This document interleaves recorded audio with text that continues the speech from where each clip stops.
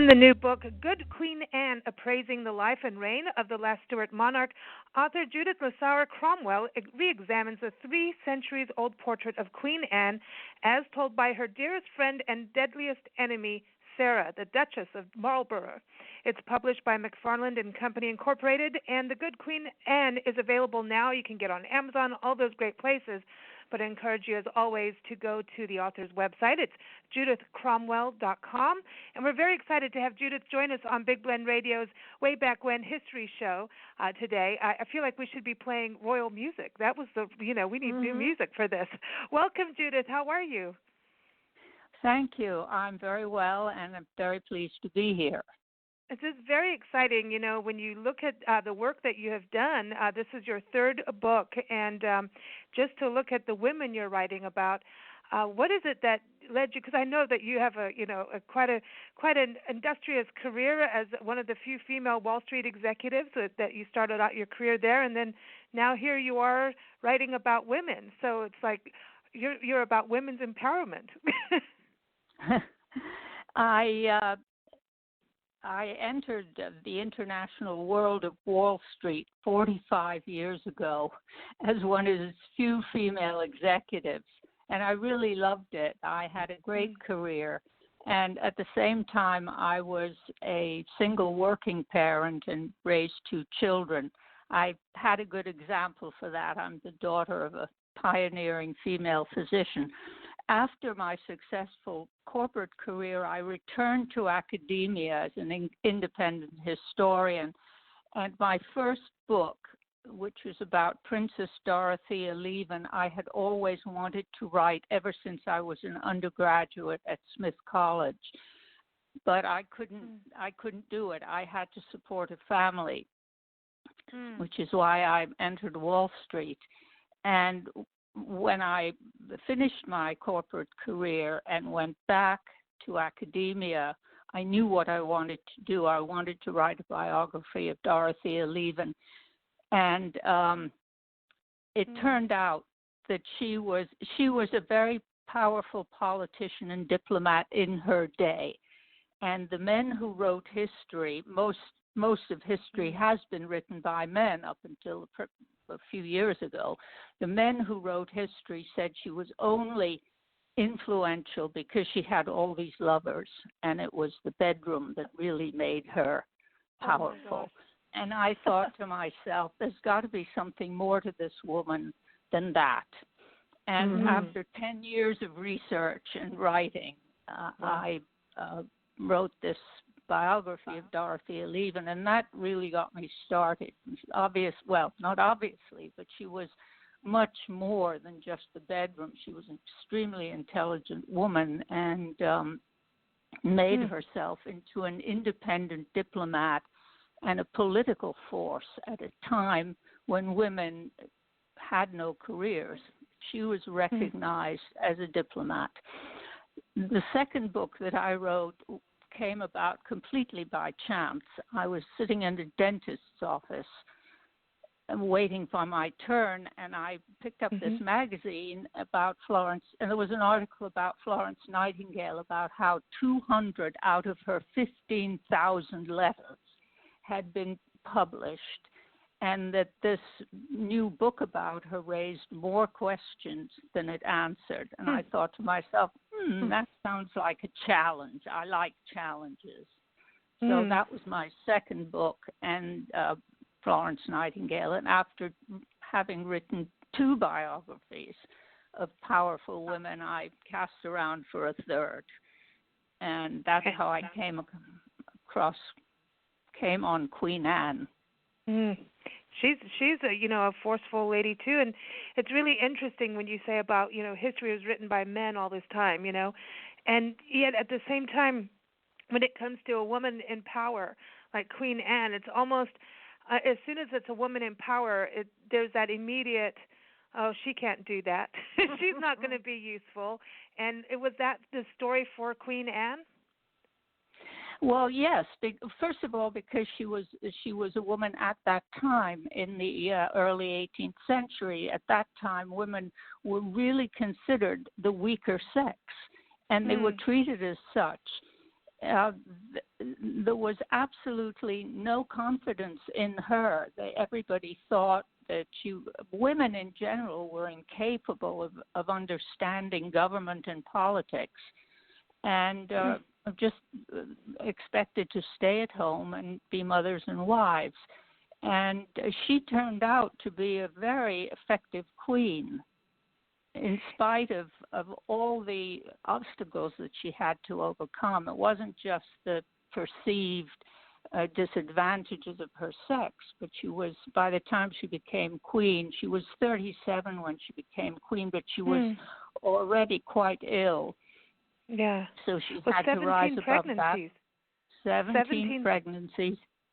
And they all the 17, crazy. Yeah, the 17 pregnancies didn't exactly contribute to her health.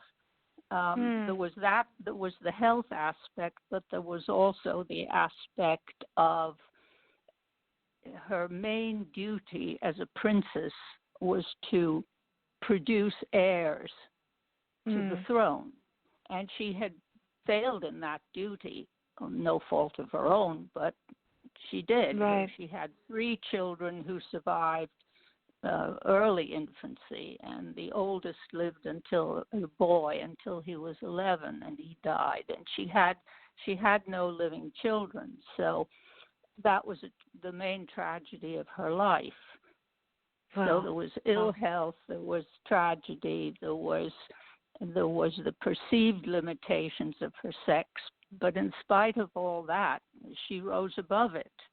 Wow. And she and to lose children is really heartbreaking, for a woman. You go through so much emotional turmoil when something like that happens, and then to go through it 17 times, it's almost, maybe it strengthened her, actually. Maybe she took those emotions and channeled them into being a good leader. That's a very good point. Unfortunately, I'm a historian, so I go by the facts and what I uncover in research. And it's interesting to speculate always. Yeah. But she did not really unbend her, Queen Anne did not really express her emotions at all in that way. So I can't say yes or no to that comment, but it's an interesting comment in any case. It's interesting when you look at, women also, when they get into that kind of power, then here comes the other women that want to dog them down. And that, and I think your book is very timely now when we look at women in politics. I mean, it's been a tough fight, man, and we're still fighting. And then you've got women really doing the right thing as best they can, working towards something, and we seem to still have that group of, let's just say, unenlightened males who haven't gotten it. And then there's the women that we're supposed to unite. And then there's always that one faction of women who just want to take down the strong woman. That was particularly the case in Queen Anne's story, because her best friend, Sarah, the Duchess of Marlborough, wanted to influence Anne about politics. Sarah thought she knew better than Anne, and she was constantly haranguing her. And I've read all the letters between them on this subject. She was constantly haranguing Anne about what she should do. And Anne refused to listen to her and said, I know what I want to do, and you don't have any real role here. And that is what caused the breach between the two women. It was Sarah's constant badgering of Anne about politics and Anne's refusal to listen to her, basically. So instead of supporting Anne as a queen and as an effective queen that actually accomplished a great deal, Sarah turned the whole thing into a personal vendetta and went about really disparaging the queen to everybody who would listen to her. So that your point is very well taken here, in that instead of supporting her friend, Sarah disparaged her friends. So one woman, instead of one woman supporting the other, it was the opposite. That's too bad. You know, and it's sad. It's particularly bad because Sarah wrote various memoirs, and that is what has persisted down through the years. Wow. There was a long friendship, and Sarah was the source for the friendship, so that her memoirs, which basically disparage Anne, have colored what historians have written about her up until the very recent past, when people began to read, actually go to the source, do the research, find out exactly what happened, and see that Anne was not the weak hypocrite that Sarah showed her as in her various writings. Wow. Did you get to see any of those memoirs? Did you go over to England to do any part of the research?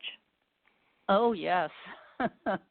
I spent many hours in the British Library, which has all the correspondence between the two women, and I read all those letters. Yes, I did.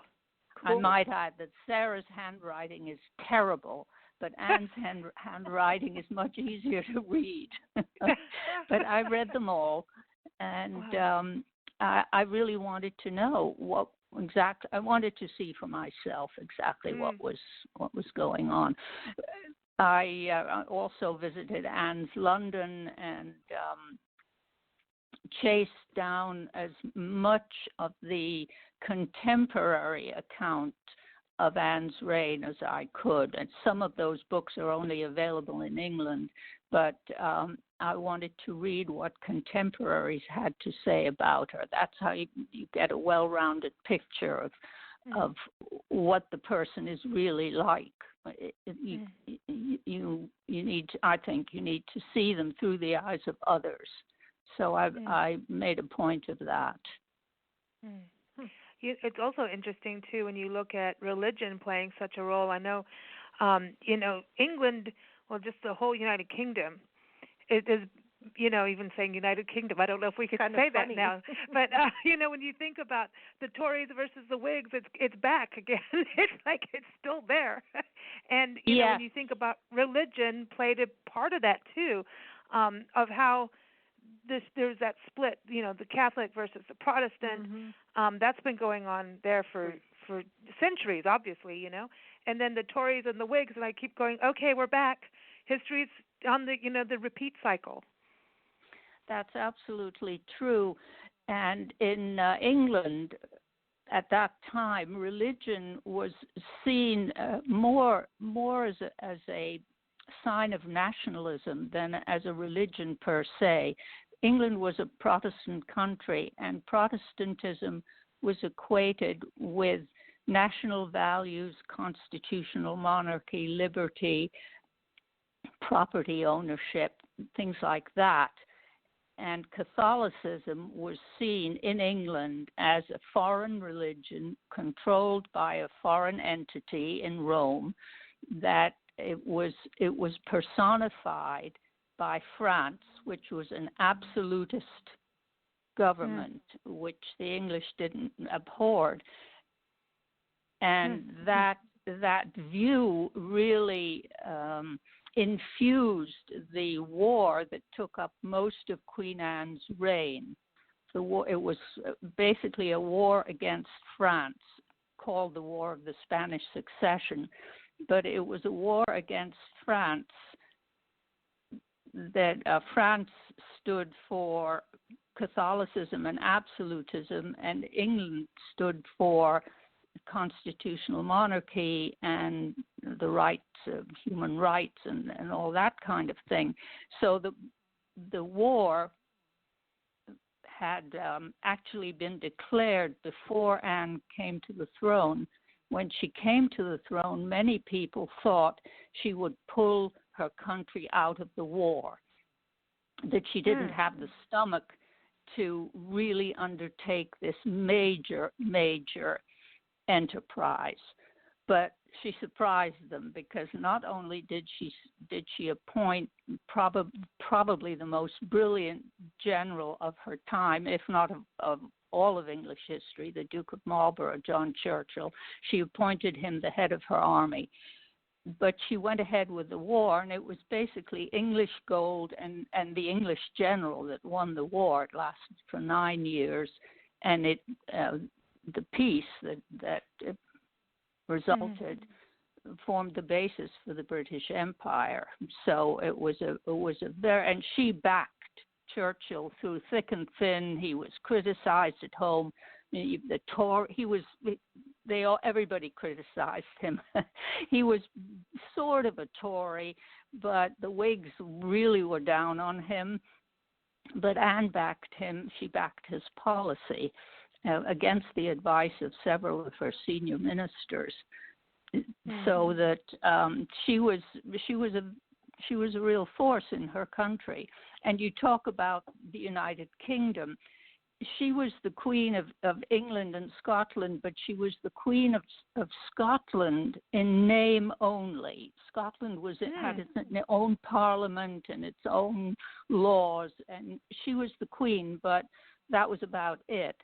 But under her government, the union of England and Scotland came about, and she was very much in favor of that. She backed it, and she saw that it went through Parliament. But it was a historic union, and it created Great Britain. One nation, one religion, one customs union, one parliament, all under one constitutional monarch. So that was one of the real achievements of her reign. It's really odd that, given how men felt women couldn't do anything, that you would have a queen even that had any powers whatsoever. Well, yeah, but it's really weird when you think about it. Before that, before Queen Anne, there was Elizabeth I, right? And that is correct. She was interesting with what she was doing. We were doing some research on Sir Francis Drake, and how she kind of like joined up with him against the Spanish, and he really made the Spanish mad. And she was like, "Hey, go for it, blow him up," kind of thing. I think he came back from one raid and said, "I've singed the King of Spain's beard." He'd set fire to the port of Cadiz, and that he came back, and that's what he told the Queen, that he'd singed the King of Spain's beard. Yes, wow. Anne was queen really by an accident of birth. She was next in line to the throne, so she became queen. But she turned out to be a forceful character, and that's one of the things I really enjoyed finding out about her, and reading her letters and seeing how she expressed herself and what she said about human nature. She certainly knew human nature, which she learned going back to the point we were talking about before, about how women were considered inferior at that time. She didn't get an education in statecraft or in government at all, because she was a woman, so she got a typical woman's education, mainly in household. Yeah, go ahead. Embroidery. This is how you embroider, and yes, that's what you get to do all day. Yeah, really. Take piano lessons. Anything that required thought was beyond a woman. How did it work with her husband? Because she did really love her husband, right? And he wasn't he from Denmark, Prince George? Yes. How did that work? Because now his wife is the queen and he's a prince. How does that work? It happened to work very well. That's one of the things I really enjoyed discovering. He was Prince George of Denmark. He was the younger son of the Danish king. It was, of course, an arranged marriage. All those marriages were arranged. All royal marriages were arranged at that time. But it turned out to be a very, very happy marriage. It was really the emotional center of her life. Her marriage with Prince George. They were very happy together, and he was a bright guy. He decided to stay out of politics, and she gave him a very important position. He was the Lord High Admiral, which meant he was in charge of the Navy, and for a seafaring nation like Britain, that was extremely important. So he had the admiralty, and he was busy with that, and he kept himself out of politics because the infighting between the Whigs and the Tories was fierce, and he basically just stayed out of that. He was a very sensible man, very down to earth. Anne would talk things over with him, and he would give her advice if she asked for it, but he basically stayed out of politics. He made himself very popular. He was very popular with the English. He really considered himself English after a while. But the interesting thing is that he spoke with a heavy Danish accent, which is not to be wondered at considering he moved to England when he was 30 years old. Anne was 18, he was 30 when they married. And because he spoke in a heavy Danish accent, the English historians who wrote about Anne and her time said he was stupid. But if you really dig deeply and you get other opinions, other English opinions, you go to the source and you really read what contemporaries said. They said he was very intelligent, but he just had trouble expressing himself in English, and that he was an impressive man. So my point is, I think that if you're writing the stories of these important women, you really have to start digging deep and get to the source and get to see what the facts really are, because that's the only way that you can really describe the person. Yeah, I agree. And I mean, as an historian, and you say an independent historian, I think that's so cool because, you know, it's like being a citizen scientist almost, where you go out and really look for something, find the information, and I think we need more historians like you doing that because, you know, we do get caught in that emotional side, or we'll make a story romantic, and I think Hollywood, whereas I think it's great that people write historical novels, I think it's great that we have movies, but sometimes we walk away with this romantic idea, you know, and it's colored. The story's colored, and we don't get the real truth. And often, I think the truth is more fascinating than the story. You know, the fake. You know, it's not a fake story, but the fictional story. Yes, I agree with you. And of course, the point that comes up immediately is the recent movie, The Favorite, which was about, well, it wasn't really about Queen Anne, but it took place at the time, and there were characters based on Queen Anne's life, but it was complete fiction. And people who go to that movie will walk away with a completely different or picture of Queen Anne than she actually was.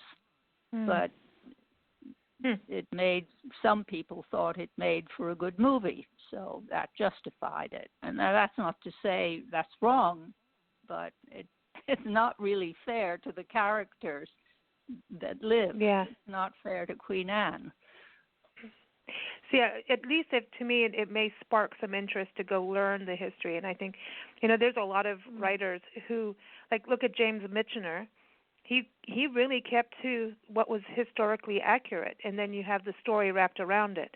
You know, so there's writers who do it, and then there's writers who don't, and there's writers who, you know, really, you know, open your eyes. Like Queen Anne, we don't hear that much about her over here, you know, and I think right now, I think the more we hear of women's history and women who stood up, even when people said no, I think that's important. I think we need to, you know, really learn that you can do exactly what you feel. Like you can stand up against whatever the situation is. We can be strong, and we can lead. Women can lead if we choose to. Yes. Yes, and I think it's important to tell the stories of women who made history because those women inspire. Queen Anne, for instance, is an inspiration, I think, to every woman who wants to achieve her goal. Today, women of all ages and all backgrounds are looking for fulfillment, and you don't have to be. You don't have to be outstanding in any way. Anne, for instance, was what you would call an ordinary woman. She wasn't brilliant. She wasn't charismatic. She wasn't beautiful. She battled poor health. She battled the contemporary notion that females were the weaker sex. But she had grit. She really had grit. She had a decent heart. She had common sense, and she knew human nature. And that enabled her to rise above all those negatives and to become a beloved and effective queen. If you look at women in history, our past shapes our present. So it's important to tell the stories of those women. Yeah, so we go forward, not backwards. We don't want to lose our rights. And right now, when you look at what's going on, we're making history right now in positives and in some negative things that are getting passed that really do harm women. And so it's important to look at what women have done in history so that we don't go backwards for us. Well, the balance of power globally, when you're looking at how many women hold positions of importance.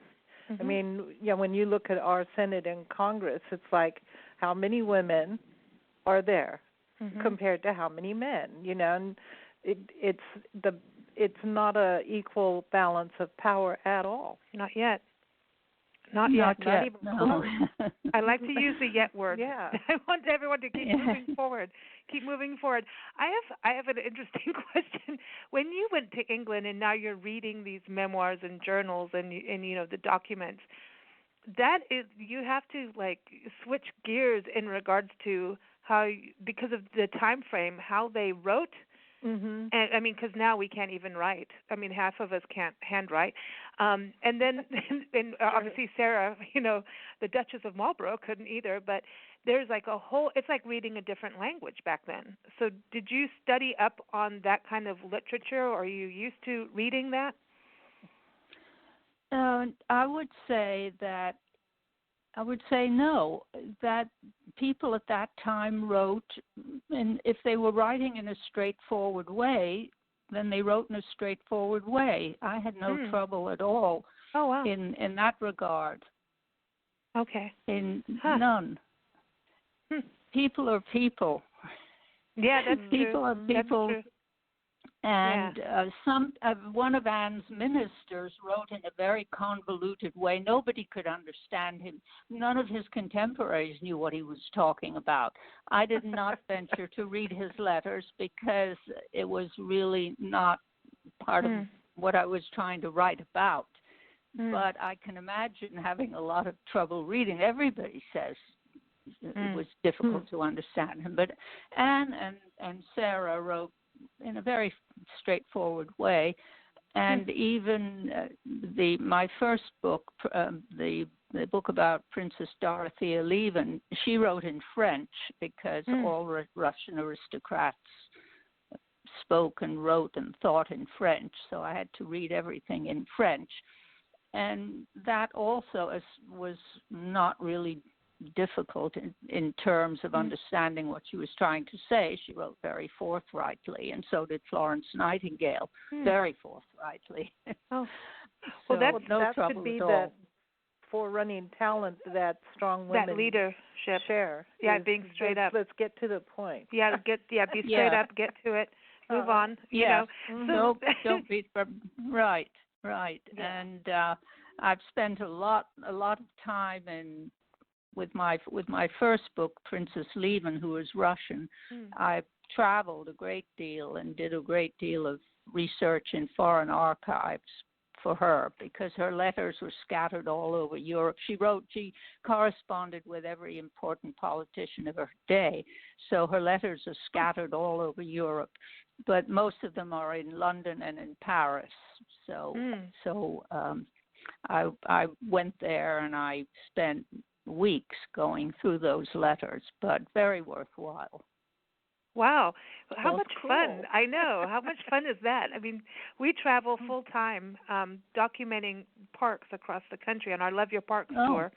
Yeah, and that's a JKS Communications, shout out to them, because they've assigned us a story mission that we go and pick up stories about literary stories as we travel everywhere. And it's actually pretty interesting, some of the history that we didn't think of it that way until they came on board and said, well, what about literary stories? And we went we were in Central California, and here we were standing on the corner of where East of Eden was filmed, where the house was, and we were in John Steinbeck's grandparents' country. And we had no clue, and we wouldn't have written that story until that came to light. And we're finding interesting stories of women. And, when you think about women writing books, there was a lady, and historians are fighting now, in southern Arizona, who brought in these Spanish horses. And this lady shot at people. She went to prison. They let her out. And now her memoir, the historians are saying, oh, she just wrote a romantic side of what her life was, and they're saying it wasn't true. So everyone's fighting over this memoir of this lady who shot at everybody. She really did. She was like a Wild West hustler of horses, and now there's a National Wildlife Refuge where her home was. It's pretty crazy Really? when you think about these women, but it's true. We've seen a rise in women documenting history over the last 20 years since we've been doing this, over 20 years of women documenting women's history, because it's so important, because it's often not told. So I really respect what you've written and what you're doing, and I need to go get the other books now. I think it's when you know that most of the historic things have been written by men, that's a convoluted kind of point of view. And women may not have told them. If you have really decided that you are higher and more intelligent than the persons that you're writing about, you've already lost your credibility, as far as I'm concerned. Yes, and I think that's a very good point, because as a historian writing about important women in history, you have to keep an open mind. You can't. You have to be aware of all kinds of bias. That was particularly apparent with Good Queen Anne, because you had the male bias, you had the personal bias of Sarah, Duchess of Marlborough, you have political bias. If you're reading a Whig historian or a Tory historian, you have that bias. You have national bias. You have all kinds of bias, and you have to really be aware of that, and that's why the research is so important, to get down to the facts and to what people actually said and what actually happened. That is very important. And going back to your very interesting point about parks, when I was in Paris, I went to visit, when I was doing research in the National Library in Paris, I went to visit Princess Lieben's home. She had an apartment, and she held there a salon which was world famous. It was called the Listening Post of Europe. It was the diplomatic salon, political salon of the time. And I went to see it, and it's now part of the American Embassy. And the woman who showed me around said, oh, well, Tsar Alexander stayed here during the peace negotiations. Well, yes, he did, but he was a man. But Princess Lieben had this famous salon that was in her time was outstanding, and they really kind of glossed over that. Of course, nobody's heard of Princess Lieben, but the minute you say Tsar, no matter what the name is, Alexander or Nicholas or whoever it is, everybody's ears start opening. So the person who was showing me around emphasized that the Tsar had stayed there, and I said yes, but she lived here afterwards. Um, so anyway, Wow. I was able to stand in her salon and visualize. That's part of research too. Visualize what it was Mm. like, and That's cool. when she was in charge of it. I So like You see, and that's travel, the thing. Travel, you have to go to the places, Mhm. and that's the yes, thing, when you get to, I know we do, our third Friday, we have a family history show, and one of our story assignments by Holly from, she runs Family History Expo, it's like, you're going to go do family history, you're going to do roots travel, and we've learned this now.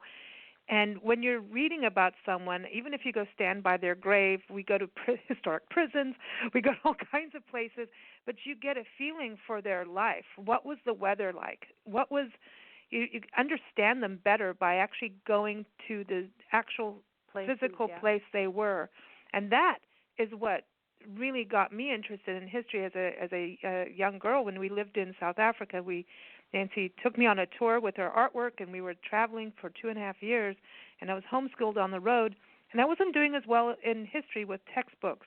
But as soon as I got to the places they were talking about in the textbooks, I understood what war was suddenly. I could see all the, graves that didn't even, just mass graves where people's bodies were dumped with whitewash on top of these rocks.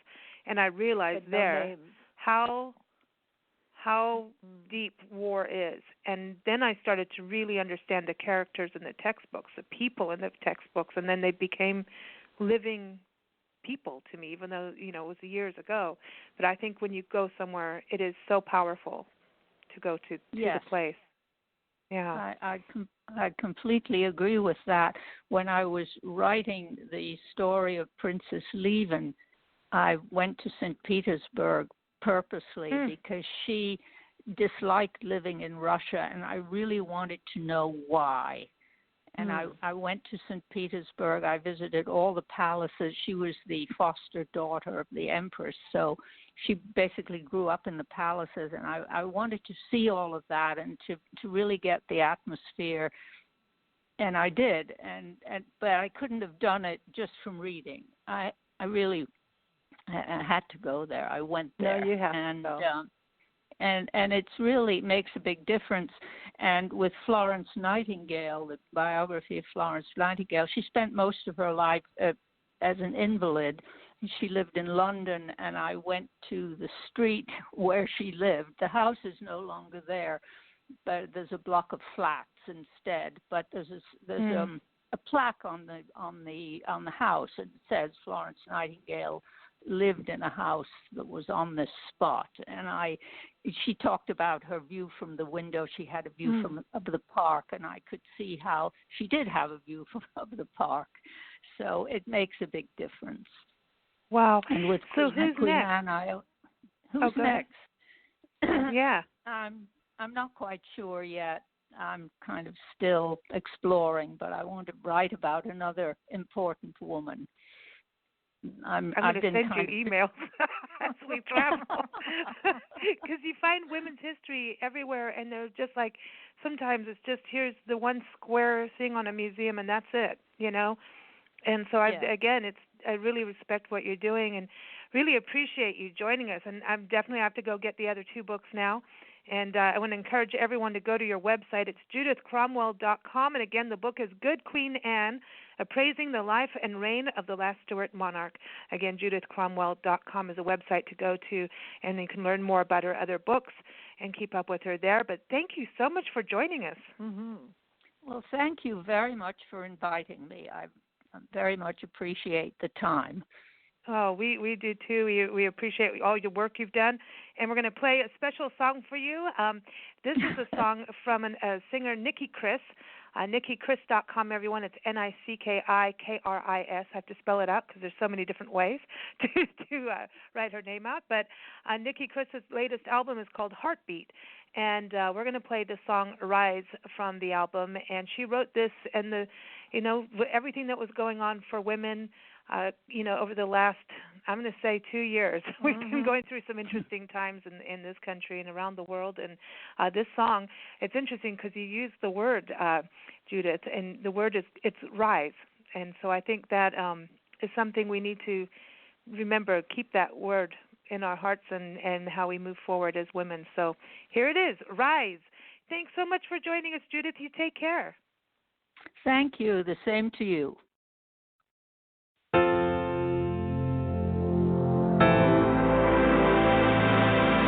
I'm done asking for your permission. I'm tired of hearing what I can and can't do. I'm done keeping things all to myself. I'm ready to speak up. It starts with me, and it starts now. No longer a lone voice, dancing in the crowd.